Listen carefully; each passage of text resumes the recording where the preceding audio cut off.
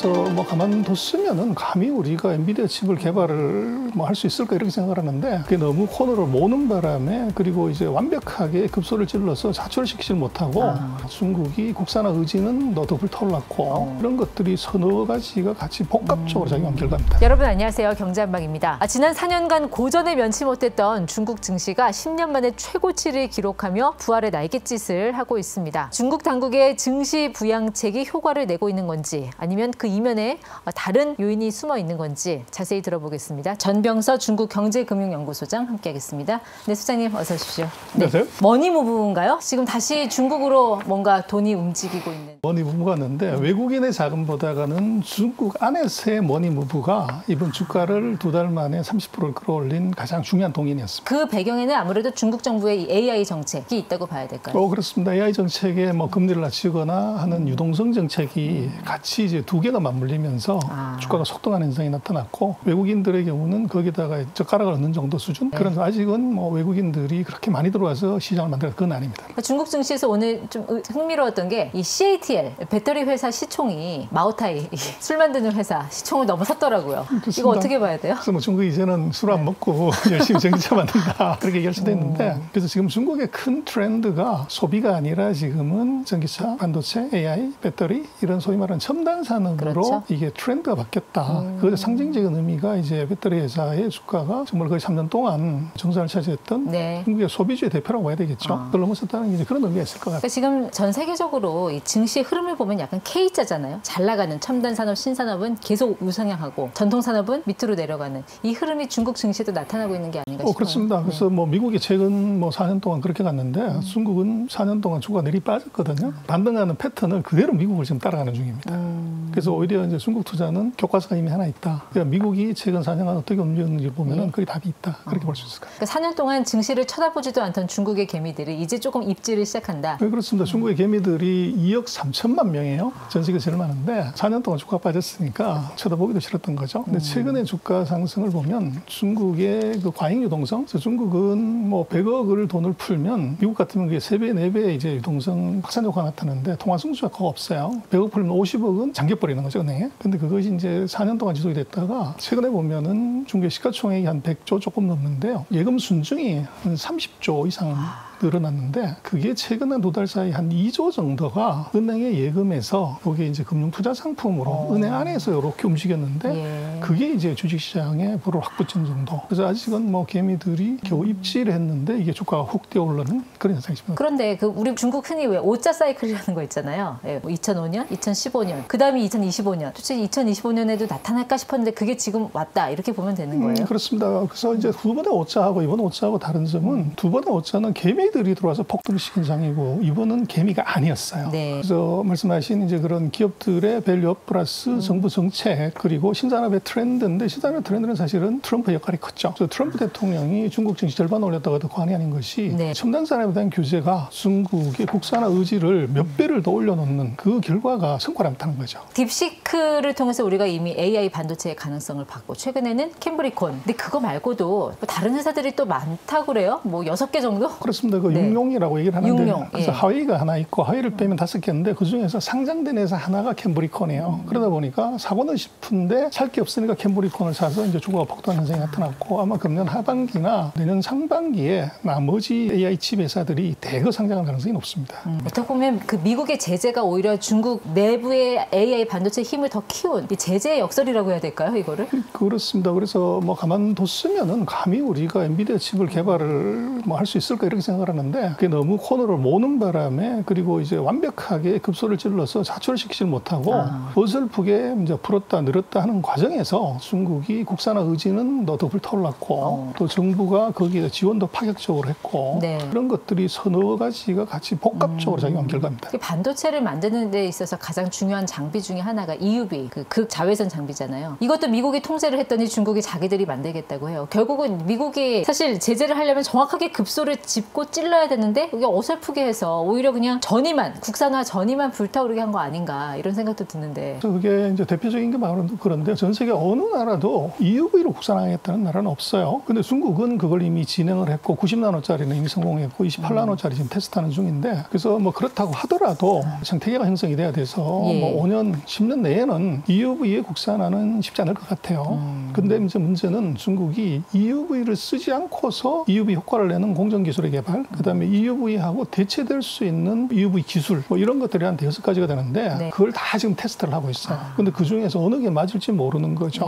그래서 이제 그게 무서운 것이 네덜란드나 이런 작은 나라에서 만드는 것하고 세계 인구의 5분의 1이고 경제 규모가 미국의 60% 되는 나라가 목숨 걸고 하나를 이제 만든다고 그러면 그건 시간이 문제지 할 수 있는 것은 뭐 충분히 가능성이 있죠. 뭐 이제는 알리바바, 텐센트까지 이 AI 반도체에 우리도 뭐 뛰어들겠다 뭐 이런 입장을 밝히지 않았습니까? 결국은 중국이 정확하게 시그널을 준 것 같은데요. 이제는 우리가 플랫폼 기업을 통해서도 이 AI 반도체 부스팅하겠다라는 거를 명확하게 보여주는 사례가 아닐까 싶은데. 그렇게도 해석할 수 있는데 원래 중국의 그 플랫폼 기업들이 반도체를 개발하고 있었는데 이제 플랫폼 기업들이 최근 3년 반 동안에 정부의 제재를 받았기 때문에 그 개발한 것들을 이제 쇼업하지 않았을 뿐이죠. 그래서 그 사람들의 그 기술력은 상당 수준 올라와 있고 미국의 구글이든 플랫폼 기업도 다 자기가 이제 칩을 만들죠. 근데 중국도 그 사이에 말만 안 했을 뿐이지 그것을 개발하고 만드는 노력은 했다. 금년 1월 달에 2월 달에 시진핑하고 민간 기업들이 간담회를 하면서 그 플랫폼 기업에 대한 제재를 완전히 중국 정부가 풀어줬어요. 그러다 보니까 그것이 이제 숨어있던 수면 아래에 있던 실력이 지금 드러난 거죠. 근데 그것은 이제 쇼크는 이게 중국의 칩한테 온 게 아니라 엔비디아한테 왔죠. 그래서 엔비디아 주가 조정의 가장 중요한 이유는 전부 중국입니다. 최근에 엔비디아 주가가 떨어진 그 배경에는 그러면 이 알리바바의 칩 개발 이것도 한 몫을 했다고 보시나요? 일부분이라고 봐야 되고요. 가장 중요한 것은 데이터 센터에 들어가는 칩의 50%는 중국 수산을 쓰라고 하는 것이 가장 타격이 컸고 그리고 거기 양념으로 더 붙은 것이 알리바바라든지 그리고 지난주에 발표된 하웨이가 얘기한 2028년까지 엔비디아 칩의 성능의 4배가 되는 칩을 H100의 4배 되는 성능을 2028년까지 개발하겠다. 이게 이제 핫하게 와서 닿았죠. 하웨이가 통신 장비 만들고 핸드폰 만드는 해석을 할 수 있을까 그러는데 그게 아니고 제가 최근에 한번 깊이 조사를 해봤더니 하웨이가 그 사이에 자회사를 통해서 만든 반도체 관련되는 기업이 110개나 돼요. 그래서 뭐 설계부터 재료, 소재, 장비, 생산까지를 다 할 수 있는 완벽한 플랫폼이고 이것은 거의 항공모함이라고 봐야 돼요. 그래서 항공모함 있으면 뭐 전쟁에 겁이 안 나듯이 지금 숨어있는 중국 반도체 항공모함이 바로 하웨이고 하웨이가 앞으로 중국 반도체 국산화의 아마 중심에 설 것 같아요. 뭐 일각에서는 중국 반도체 하면 항상 그 수율 얘기를 많이 하잖아요. 이거 수율 안 나와서 힘들다 하는데 중국 같은 경우는 수율을 걱정하지 않아도 되지 않습니까? 국가가 뭐 가격을 떠받쳐주는 그런 시스템이잖아요. 그렇습니다. 그래서 중국 반도체 업계에서 램프업을 할 때 한 30% 이상 돼야 공장을 돌리는데 적자나면 못 돌리죠. 근데 중국은 지금은 이제 급하기 때문에 수율이나 원가의 문제가 아니라 제품이 문제가 됩니다. 그래서 수율 30% 공장 3개를 지어버리는 거죠. 그럼 90%가 되면은 물량을 마치고 거기에 나는 적자는 정부가 보조금을 주든지 아니면은 이제 제품을 살 때 사는 쪽에서 30%의 돈을 얹어주든지 그런 식으로 적자를 보전하게 돼 있죠. 그래서 이제 우리가 서방 세계에서 얘기하는 서방의 관점에서 본 수율 문제를 갖고 중국의 반도체 산업이 저게 치명적이라고 하는 건 그건 넌센스입니다. 중국을 자세히 들여다보면 그렇지 않다는 거죠. 그렇죠. 말씀하신 대로 보통 이제 미국은 돈으로 산업을 키우고 중국은 이제 정부가 구매를 해줌으로써 산업을 키운다고 이야기를 하잖아요. 그것과 맥락이 같다고 보면 될까요? 뭐 그렇습니다. 그게 극명하게 보여지고 그리고 이제 항상 그렇지만 전쟁하고 돈은 친구예요. 그래서 첨단 기술은 항상 이제 전쟁에서 벌어지는데 지금은 미중이 기술 전쟁을 하는 바람에 기술 개발의 속도가 무지 빨라지게 된 거죠. 증시라는 것이 달리는 말을 쏘라고 그래서 전통산업, 소비산업 뭐 0%, 1% 성장하는 쪽이 아니라 50%, 100%를 매년 성장하는 산업이 이제 드디어 떴기 때문에 그리로 돈이 몰리게 되고 그것이 미국 한 나라의 현상이 아니라 전 세계적인 현상이 됐고 그중에서 가장 먼저 가는 게 미국이고 두 번째로 빨리 가는 게 중국이다 보니까 중국이 미국의 증시 패턴, 투자 패턴을 그대로 따라가는데 4년 동안 미국은 그렇게 갔지만 중국은 이제 겨우 시작을 한 거죠. 그래서 그게 큰 다리점입니다. 딥시크가 한 1년 전만 해도 거의 뭐 명함도 못 내미는 회사였는데 갑자기 확 떴잖아요. 근데 이제 딥시크가 화웨이 칩을 써서 업그레이드 버전을 내놨는데 이게 벤치마크 테스트를 했더니 처음에는 이게 0이 잘 안 나오다가 2주 뒤에 지나니까 성능이 또 확 올라갔거든요. 그 사이에 그만큼 또 기술력을 끌어올렸다는 얘기입니다. 바로 그걸 무섭게 봐야 됩니다. 그래서 성능이 떨어진 칩을 갖고서 알고리즘을 4배로 확 올렸다는 거죠. 그래서 지금 딥시크 같은 경우가 원봉이 천재라고 하는 이유가 소프트웨어적으로 AI 칩의 성능을 올리는데 여기 아주 발굴 일군의 실력을 갖고 있다는 거고, 그 딥시크 같은 경우를 보면은 뭐 139명밖에 안 되는 연구원이 미국을 한 번도 가본 적이 없는 이제 사람들이에요. 그런데 어떻게 이렇게 할 수가 있냐? 그래서 그것은 제가 볼 때는 지금 미중의 AI 칩에 관련된 AI 전쟁은 미국과 중국의 전쟁이 아니라 중국인과 중국인의 전쟁이다. 그래서 지금 전 세계 정말 전문가적인 수준의 AI 엔지니어들의 46%가 중국이라는 거죠. 그래서 구글이든 뭐 메타든 오픈 AI든 거기에 핵심 엔지니어는 전부 중국인이고, 그러면 이제 딥시크에 있는 중국인 엔지니어들이 그 프로그램을 보면 같은 사고를 하게 된다는 거죠. 그러니까 보면 아 이렇게 만들었구나. 그럼 넥스트는 어떻게 만들어야지? 그게 어떻게 보면은 빨리 딥시크가 오픈 AI를 추격한 원 오브 더 배경일 수도 있을 것 같아요. 중국이 하드웨어 쪽은 모르겠는데 이 소프트웨어 기술을 업그레이드하는 쪽에 있어서는 정말 타이추종을 불허한다. 이렇게도 보여지거든요. 그렇습니다. 그게 원래 그랬던 것이 아니라 미국이 칩을 주지 않기 때문에 문제를 해결하려고 하다가 보니까 유일한 방법이 소프트웨어밖에 없었기 때문에 그게 왔는데, 그게 실력이 상상이나 기대보다도 너무 이제 세진 거죠. 그러니까 중국은 돈을 주고 해서 R&D 하는 건 시간이 오래 걸리지만 사실 이게 바로 물건을 팔기 위해서 돈이 들어와 버리면 그때는 이제 확 기술력이 올라갈 수밖에 없는 그런 사이클을 타게 되잖아요. 그렇습니다. 그래서 우리는 뭐 4.5를 얘기하지만 중국은 15살에 대학을 들어오는 천재들을 양성하는 반들이 대학에 다 있어요. 근데 그런 천재들이 996을 하는 거죠. 9시 출근해서 9시에 퇴근하는 것을 6일 동안 반복하는 패턴들이기 때문에 실제로 중국의 지금 엄청난 AI의 실력은 천재들의 노가다의 산물이다. 사실은 그렇게 평가를 해도 뭐 과하지 않을 것 같아요.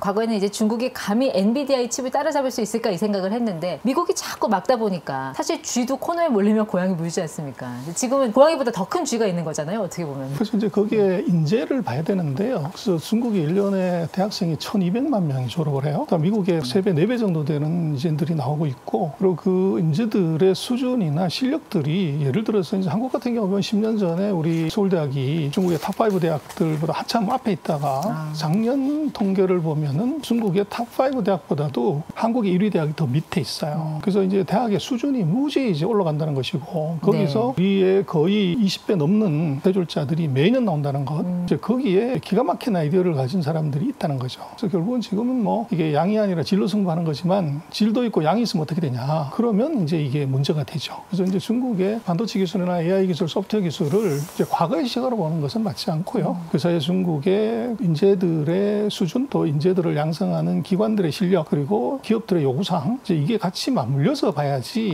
그 예전에 봤던 시각으로 보면 항상 헛다리 짚고 이제 실수할 수밖에 없을 것 같아요. 그러니까 중국이 AI에 6마리 용이 있다고 하는데 일단 1등은 화웨이, 2등은 캠브리콘 이렇게 보면 됩니까? 뭐 꼭히 그렇지 않습니다. 그래서 화웨이가 1등인 건 맞고요. 2등은 그 캠브리콘이라고 반드시 얘기할 수 없어요. 그 말고도 4개 회사가 더 있는데 분야별로 서로 이제 실력이 다릅니다. 근데 캠브리콘이 이제 상장이 돼 있기 때문에 그게 주목을 받아서 그렇죠. 그러니까 그 중에 하나가 이 마일리안 테크놀로지라고 거의 H백에 가까운 성능을 가진 칩을 만들 수 있는 수준인데 아직 비상장이어서 주목을 못 받고 있는 것 같거든요. 이제 IPO가 되면 또 상황이 달라질 수 있겠네요. 그렇습니다. 아마 금년 말 내년 초에 그런 이제 바이렌 같은 회사들이 줄지어서 상장을 할 가능성이 높고, 또 중국 정부 입장에서는 정부가 돈을 완전 퍼주는 것이 사실 힘들어요.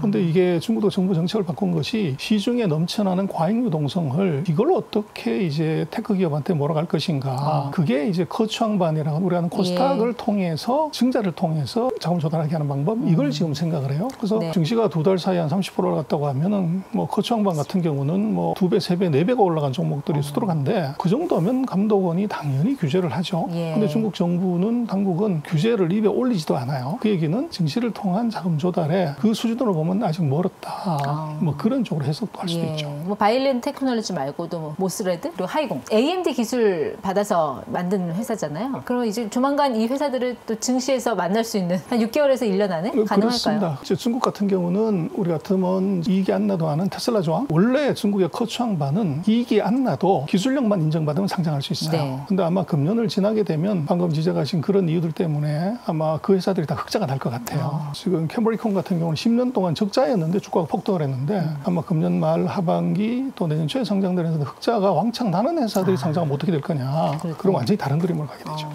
우리 삼성전자하고 하이닉스도 좀 경계심을 갖고 중국 반도체 시장을 봐야 될 것 같은데요. 근데 이제 우리 삼성이나 하이닉스는 약간 스탠스가 다릅니다. 그래서 AI 칩에 GPU를 만드는 게 아니고 우리는 거기에 들어가는 이제 메모리를 만드는 거기 때문에 네. 그래서 중국은 그런 GPU 칩에서는 뭐 경쟁을 하고 있지만 이 메모리 쪽에서는 아직 한국하고는 경쟁이 안 되고요. 그렇죠. 예. 그래서 지금 HBM을 얘기를 하는데 HBM에서는 실제적으로 뭐 우리가 거의 90%를 장악하고 있기 때문에 그게 중국이 단시간에 따라오거나 이럴 가능성은 없습니다. 그렇죠. 지금 삼성이 뭐 HBM 못한다고 마치 한국 반도체가 다 끝난 것처럼 얘기하는 분들이 계신데 그거는 좀 상황을 잘못 판단하고 있는 거다. 그래서 그거는요. 돈을 잃으면 다 마음이 상하잖아요. 오히려 HBM에서는 한국의 점유율이 더 높아졌고 D램보다가 1등 하는 것의 순위가 자리가 삼성에서 하이닉스로 바뀌었다는 것이지 그렇죠. 우리가 그걸 내준 건 아니에요.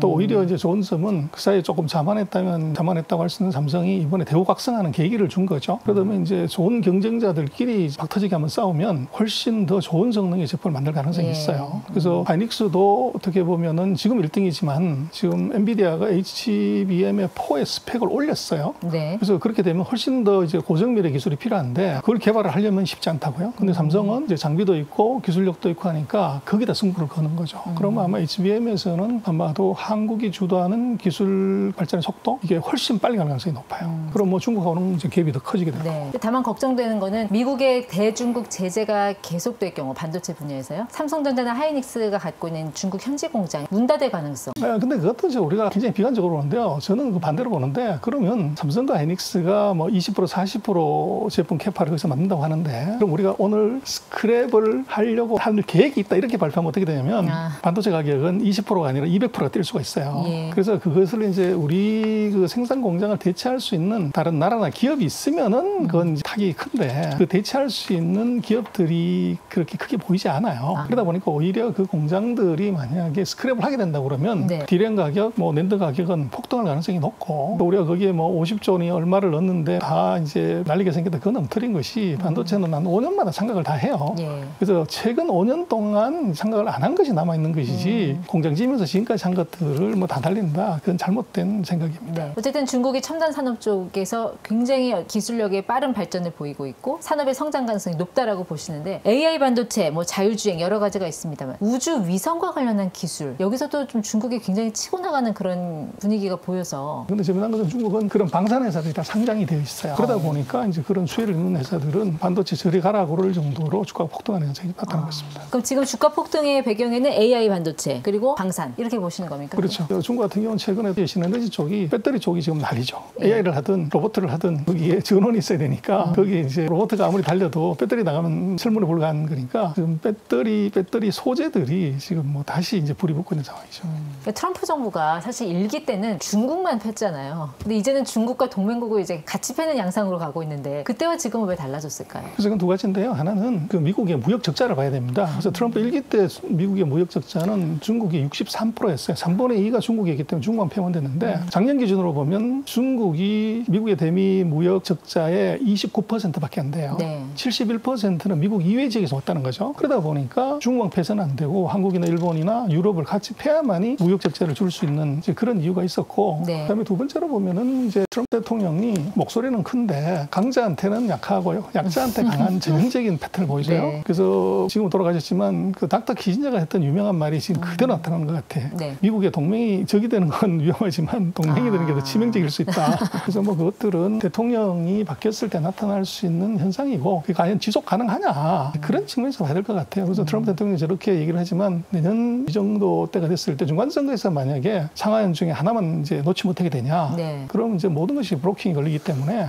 지금 있는 것들만 갖고서 뭐 판단하기는 조금 이제 부족한 점이 있는 것 같아요. 결국 중국이 이제 미국의 어떤 관세 장벽을 뛰어넘는 방법으로 제조업 플러스 AI, 그러니까 AI 플러스 전략으로 갖고 가고 있는 것 같거든요. 이렇게 해서 제조 단가를 확 낮춰버리면 결국 우리가 자칫 그 유탄을 맞지 않을까 하는. 그렇습니다. 저는 가장 두렵게 보는 것이 중국이 2018년부터 미국하고 무역 전쟁을 했는데 트럼프 대통령이 25%까지 관세를 때렸어요. 근데 2019년만 대미 흑자가 줄었지 그 이후에는 가삭 계속 늘어났다고요. 예. 근데 그걸 어떻게 극복했냐고 그러면 바로 인터넷 플러스입니다. 인터넷에다 산업을 붙여서 한 거고 지금 거기에 30%가 더 붙으면 55%가 되는 거죠. 그러면 이거 어떻게 할 거냐는 문제인데 30%더 붙은 것은 뭐 경비 절감으로 될 수 있는 문제가 아니에요. 네. 그게 이제 방금 지적하신 AI에다가 전통 산업을 붙여서 생산성을 50% 올리는 것. 그래서 관세 30%를 넘는 방법이 바로 바로 AI 플러스 인더스트리. 그래서 지금 중국은 AI는 큰 관심이 없어요. 그래서 누가 더 빨리 개발했냐, 누가 문제를 빨리 푸냐, 뭐 이런 것이 아니고 이걸 산업에 같이 붙여서 이게 생산성을 누가 더 빨리 낮출 수 있냐, 이 경쟁이 붙어 있어요. 네. 그래서 요즘 중국의 그 다크 팩토리, 그 불 꺼진 공장을 가보면 불 꺼진 공장이라는 게 망해서 불 꺼진 것이 아니라 사람이 없기 때문에 불을 켤 필요가 없는 공장들. 그 대표적인 게 뭐 샤오미 공장 같은 거죠. 네. 그래서 전기차 만드는데 17조에 차 한 대 만드는데 불이 안 켜져 있다는 겁니다. 그래서 거기는 이제 AI하고 로봇이 만드는 거죠. 그래서 이제 그렇게 되면 어떻게 되냐면 지금 미중의 전쟁의 문제가 아니라 AI 플러스 산업이 이게 성과를 내게 되면 최대 피해자는 한국이 됩니다. 그래서 우리는 철강화학, 조선, 기계, 자동차 뭐 이게 전부 중국하고 경쟁 상대죠. 그러면 중국이 거기서 원가가 30%, 40% 떨어지면 어떻게 되냐. 네. 그 타격은 바로 1순위로 한국에 오게 돼 있습니다. 미국이 아니라. 그래서 왜 저 어떤 칼럼에서 봤는데요. 주 4.5일제가 문제가 아니라 중국 같은 경우는 공공층 전략으로 온다. 0시부터 0시까지. 그러니까 주 7일이라는 그 AI 시스템. 그걸 우리가 걱정해야 된다. 이 경고. 이거 우리가 좀 의미 있게 받아들여야 될까요? 제가 썼던 칼럼입니다. 아, 그렇군요. 네. 그거는 제가 볼 때는 우리가 거기에 대한 이제 경각심이 없어요. 그래서 그건 가보지 않으면 알 수가 없습니다. 중국이 그러면 그런 걱정하죠. 그 사람들 다 어떡하냐. 실업자 그렇게 많은데 제가 볼 때는 우리는 그거는 시진핑 주석이나 리창 총리가 걱정할 일이지 우리가 걱정할 일이 아니고 그것의 의미는 해안에서 250km 안에 들어있는 이쪽 이제 공업단지에서 세계로 수출하고 미국이나 한국이나 유럽과 경쟁되는 품목에서의 원가 절감은 그렇게 한 것이고 내륙으로 500km, 1000km 들어가는 전통산업 또 경공업 이게 아직도 많기 때문에 그쪽으로 충분히 인력이 흡수될 수 있는 여유가 있어요. 그래서 AI 플러스의 효과를 이거 우리는 뭐 어떻게 보면 중국의 정치적 구호로만 인식을 하는데 그거 아닙니다. 그게 바로 코스트로 나타나고 있고 그 대표적으로 보여준 게 예를 들면 하이얼도 그렇고 지금 샤오미도 그렇고 제가 지난달에 가봤던 그 가전회사 라반디엔치라고 하는 회사도 정말 깜짝 놀랐어요. 사람이 한 명도 없어. 그런 것이 버젓이 보여지고 있는데 그게 조만간 이제 물 건너면 어떻게 되냐 이제 한국에 그대로 충격을 줄 수 있습니다. 그럼 말씀하신 게 0시부터 0시까지 7일 동안 일하는 일종의 다크 팩토리 그걸 우리가 좀 경계를 해야 된다는 말씀이시죠? 그렇죠. 그거 정말로 그건 뭐 답이 없는 거죠. 근데 우리 같은 경우에 지금 이제 워라밸을 얘기를 하면서 그렇게 해가지고 우리는 그 단계 안 가고서 4.5를 해버리면 007을 제임스 본드를 이길 방법이 없어지죠. 미국과 중국의 AI 반도체를 둘러싼 패권 경쟁 그리고 그 한복판에서 오늘 우리가 뚜렷하게 볼 수 있었던 중국의 기술적인 굴기 과연 우리에게 기회 요인이 어디 있는지를 찾아보는 것도 복잡한 판세를 헤쳐나가는 하나의 포인트가 되지 않을까 싶습니다. 네, 전병서 소장과 함께했습니다. 고맙습니다.